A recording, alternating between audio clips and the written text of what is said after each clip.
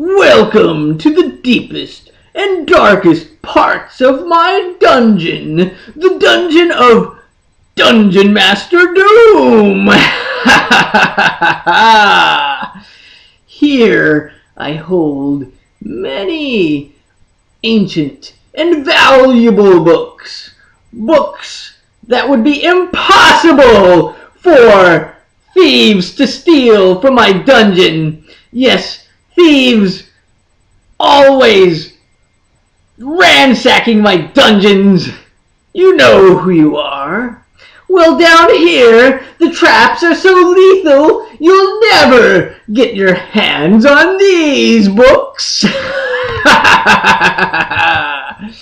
Well, you won't have to steal this book anyway, because I thought I'd share it with you and do a series where I read from Elric of how do you pronounce this godforsaken name? Melnibone.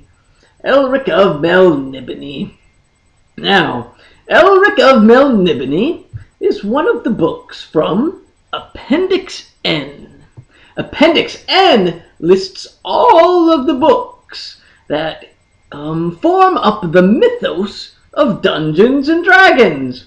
And so, by reading these books, you can gain a greater insight to lots of the parts of Dungeons and Dragons, which is often overlooked. So, we'll begin here.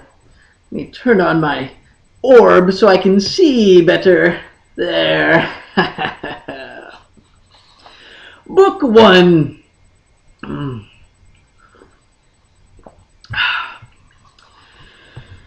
On the island kingdom of Melnibone, all the old rituals are still observed, though the nation's power has waned for 500 years. And now her way of life is maintained only by her trade with the young kingdoms, and the fact that the city of Amir has become the meeting place of merchants. Are those rituals no longer useful? Can the rituals be denied and doom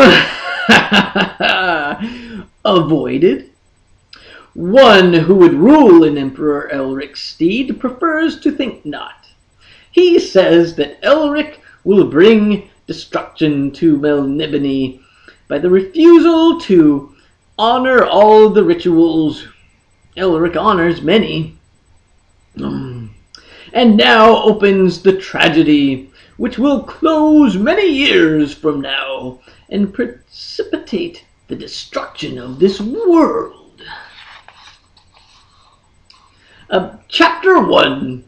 A melancholy king. A court strives to honor him. It is the color of a bleached skull. His flesh. And the long hair which flows below his shoulders is milk white. From the tapering, beautiful head stare two slanting eyes, crimson and moody, and from the loose sleeves of his yellow gown emerge two slender hands, also the color of bone. Resting on each arm of the seat, which has been carved from a single massive ruby. The crimson eyes are troubled, and sometimes one hand will rise to finger the light helm which sits upon the white locks. A helm made from some dark greenish alloy, and exquisitely molded into the likeness of a dragon about to take wing.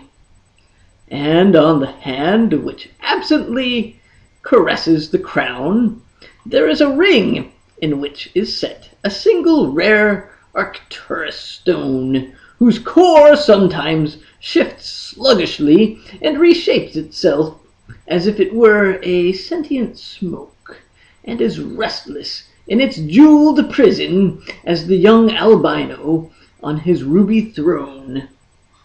He looks down the long flight of quartz steps to where his court disports itself, dancing with such delicacy and whispering grace that it might be a court of ghosts. Mentally, he debates moral issues, and in itself, this activity divides him from the great majority of his subjects, for these people are not human.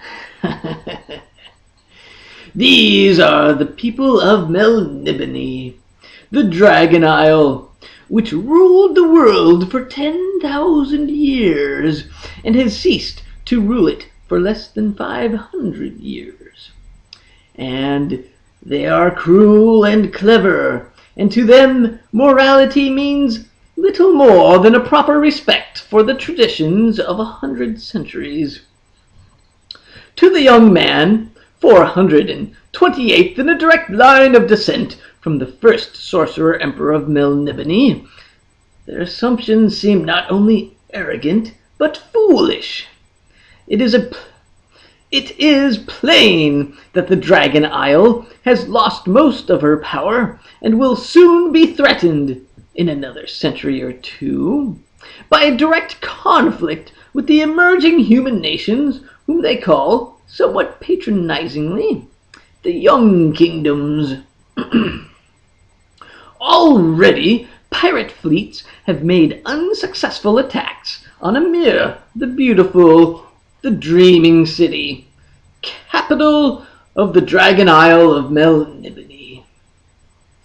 Yet even the Emperor's closest friends refuse to discuss the prospect of Melnibone's fall. They are not pleased when he mentions the idea, considering his remarks not only unthinkable, but also a singular breach of good taste. So, alone, the Emperor broods. He mourns that his father, Sadric, the 86th, did not sire more children, for then a more suitable monarch might have been available to take his place on the ruby throne. Sadric has been dead a year, whispering a glad welcome to that which came to claim his soul. Through most of his life, Sadric had never known another woman than his wife, for the Empress had died bringing her sole thin-blooded issue into the world. But with Melnibonean emotions oddly different from those of human newcomers, Sadric had loved his wife and had been unable to find pleasure in other company, even that of his son, who had killed her, and who was all that was left of her.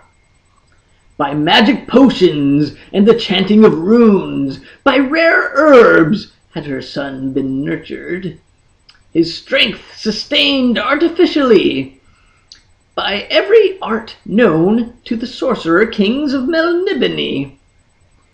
And he had lived, still lives, thanks to sorcery alone, for he is naturally lassitudinous, and without his drugs would barely be able to raise his hand from his side through most of a normal day.